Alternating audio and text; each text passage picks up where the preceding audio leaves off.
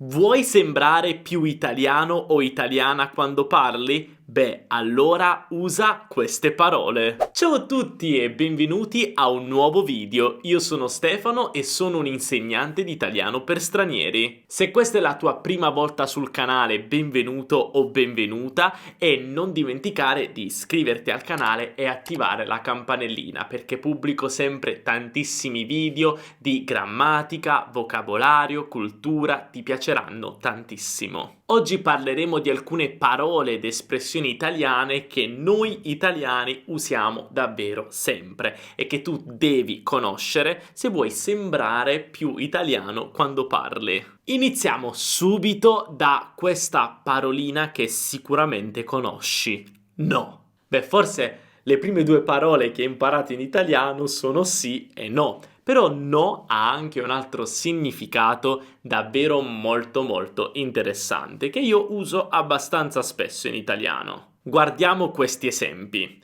Sono stato ai Musei Vaticani e sono bellissimi, no? Oppure, tu parli tre lingue, no?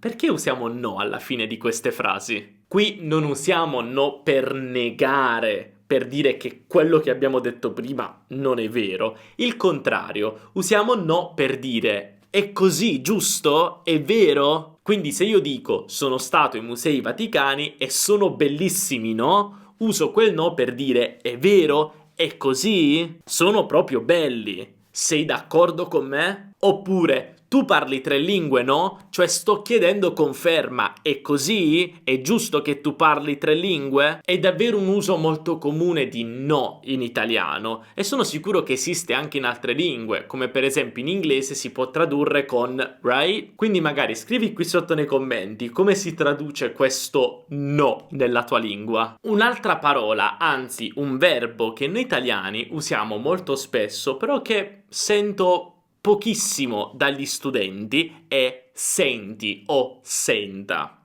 Tu mi dirai in che senso? Il verbo sentire? Sì, sto parlando dell'imperativo formale o informale del verbo sentire, perché in italiano noi usiamo davvero tanto spesso questa forma del verbo sentire per chiamare qualcuno, richiamare l'attenzione di qualcuno. Molto spesso gli studenti non lo usano perché, per esempio, i miei studenti che parlano inglese come prima lingua traducono senti come listen ed è forse un po' maleducato da dire. Tu non è che vai da una persona e dici listen, può essere un po' maleducato. In italiano però non è maleducato, per niente. Anzi, lo usiamo davvero spesso. Per esempio, senti, posso chiederti un favore?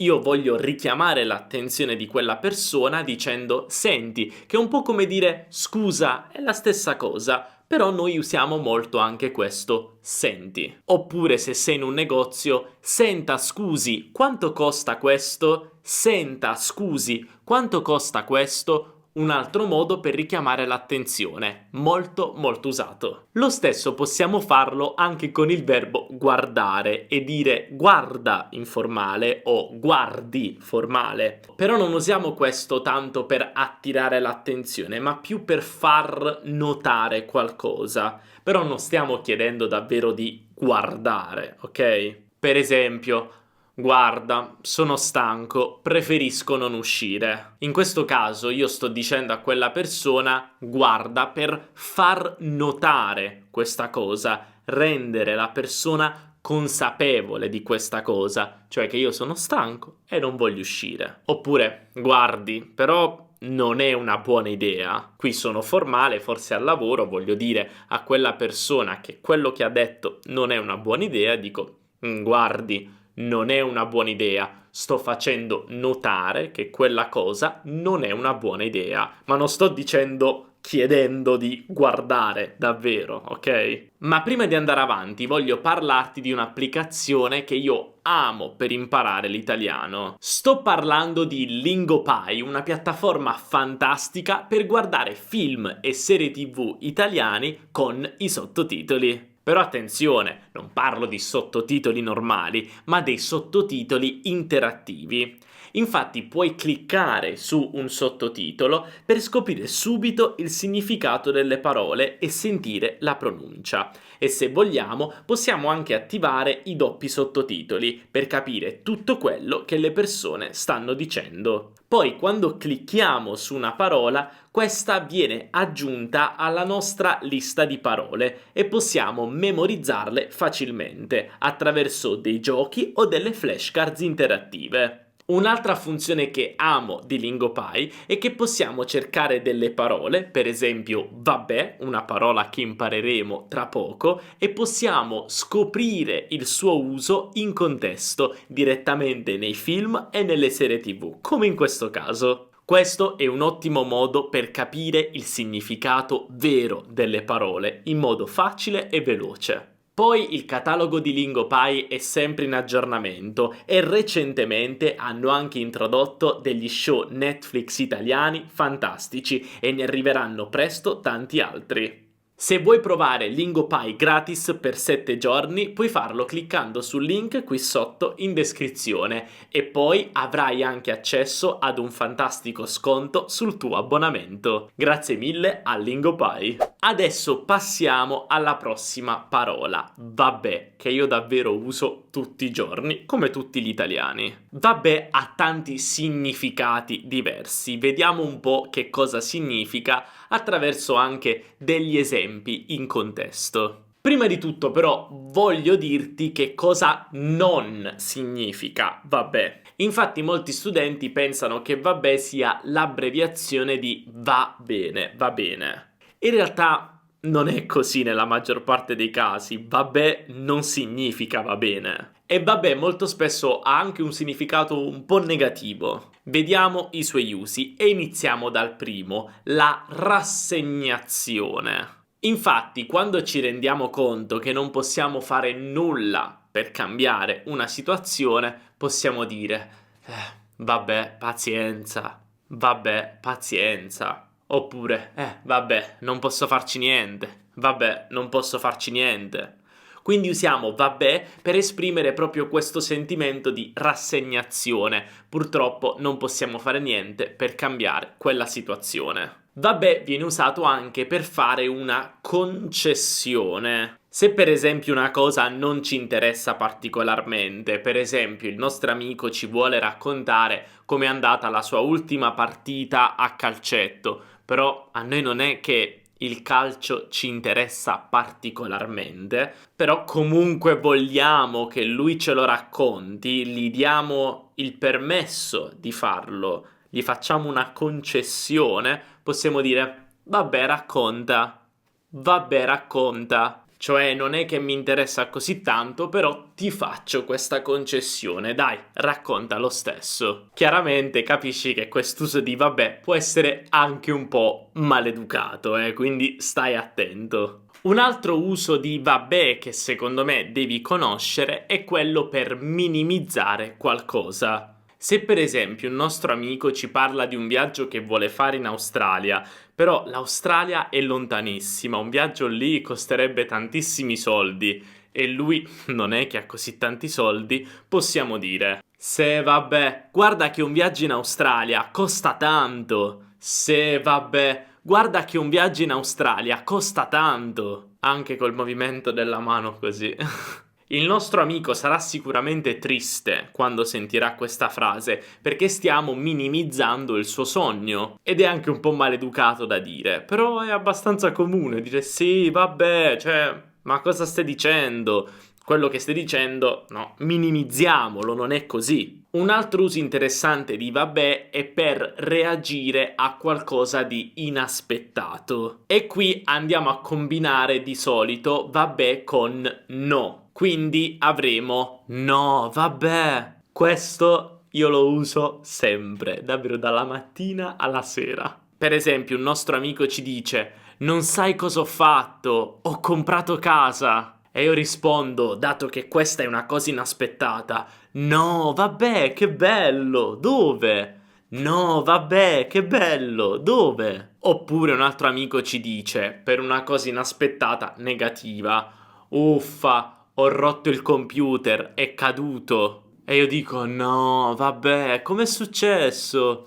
No, vabbè, com'è successo? Quindi puoi anche capire un po' la differenza. No, vabbè, una cosa inaspettata felice, positiva, eh. No, vabbè, una cosa negativa, inaspettata ma negativa. Ora ti insegno una cosa che noi italiani diciamo davvero tanto spesso. Diciamo. Beh, sì, diciamo è la forma noi del verbo dire. Noi diciamo, ma ha anche un altro uso molto interessante. Vediamo questi esempi per capire meglio.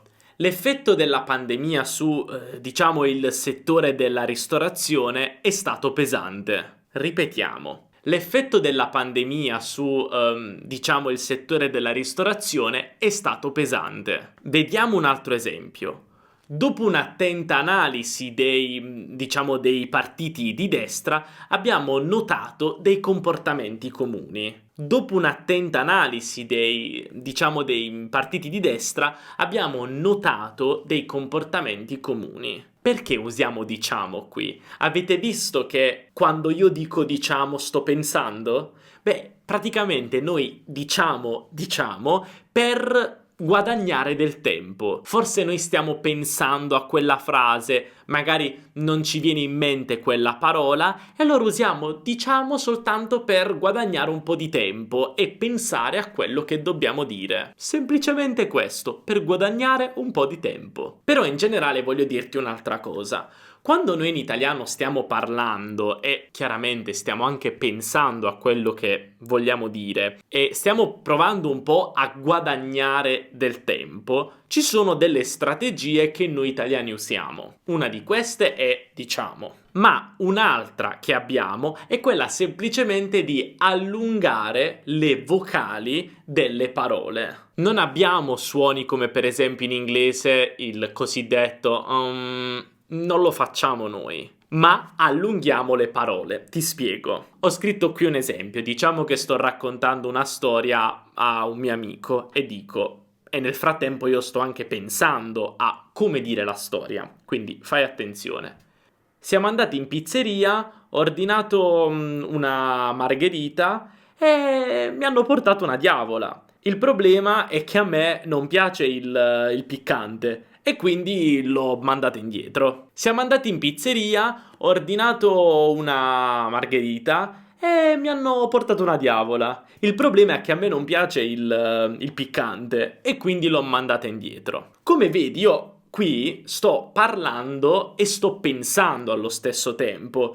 Ovviamente qui ho un po' esagerato per farti capire come funziona. Però vedi, dopo ordinato io stavo pensando e quindi a cosa volevo dire. E anche dopo una stavo pensando al nome della pizza, Margherita. E anche dopo dopo la congiunzione, stavo pensando a quello che è successo.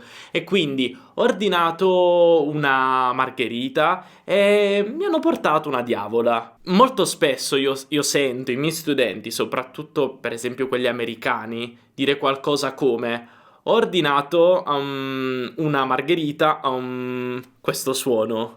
Oppure peggio ancora dire ho ordinato una margherita, quindi usare un intercalare, un riempitivo di un'altra lingua. Sono normalissime queste cose. È normale che quando noi parliamo un'altra lingua usiamo queste influenze della nostra prima lingua. È normalissimo. Però se vuoi davvero proprio sembrare italiano o italiana al 100% e usi questa strategia, davvero sarebbe fantastico. Tra l'altro, quello che voglio farti notare è che possiamo allungare tutte le vocali. Quindi ordinato, una, questo è molto comune il però quando abbiamo una parola che finisce in consonante noi produciamo un suono chiamato schwa. Per esempio il, come in questo caso, diventa a me non piace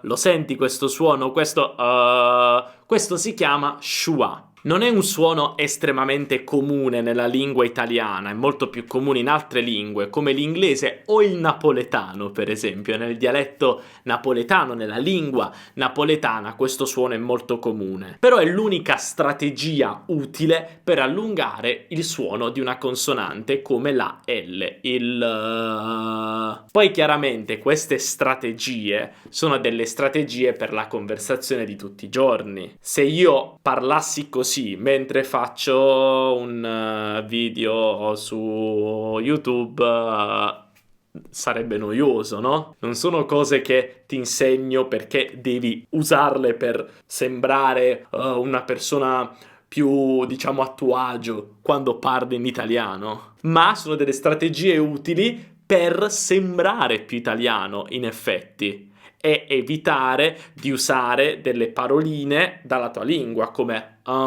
o so dall'inglese, per esempio. Però per tornare un secondo al discorso di diciamo, voglio anche dirti che diciamo, oltre ad essere usato per guadagnare del tempo, viene anche usato per fare un'approssimazione. Per esempio, sono stato negli Stati Uniti per un anno per imparare l'inglese e adesso ho una pronuncia americana, diciamo. In questo caso io sto facendo un'approssimazione, chiaramente non ho una pronuncia americana perfetta perché l'inglese non è la mia prima lingua, però diciamo che ho una pronuncia abbastanza americana, quindi sto facendo un'approssimazione su quella cosa. E ora finiamo con un'altra parola che usiamo sempre in italiano, la parola tipo. Questa parola è generalmente usata per aggiungere una precisazione o un esempio a qualcosa che stiamo dicendo. Per esempio, ieri ho visto un film strano, tipo un mix tra commedia comica e horror. In questo caso, con tipo, sto aggiungendo una precisazione a strano. Perché il film è strano? Preciso questa cosa dicendo che era un mix, un misto tra una commedia comica e un film horror. Oppure la mia amica ha un cane che è tipo la cosa più adorabile del mondo. Anche in questo caso sto facendo una precisazione, cioè sto precisando come questo cane. Oppure mi piace ascoltare generi musicali diversi, tipo il rock o il pop. Qui sto aggiungendo un esempio. Che tipo di generi? Oppure vediamoci più tardi, tipo per le 8? Qui anche aggiungo una precisazione, cioè a che ora ci vediamo? Intorno alle 8, per quell'ora. Benissimo! Allora dimmi un po', conoscevi queste parole o è la prima volta che le senti? E conoscevi anche queste strategie per sembrare più italiano o italiana? Beh, adesso che le conosci, devi usarle. Se hai qualche domanda, lasciala qui sotto nei commenti, ma soprattutto se il video ti ha aiutato, non dimenticare di lasciare un bel mi piace.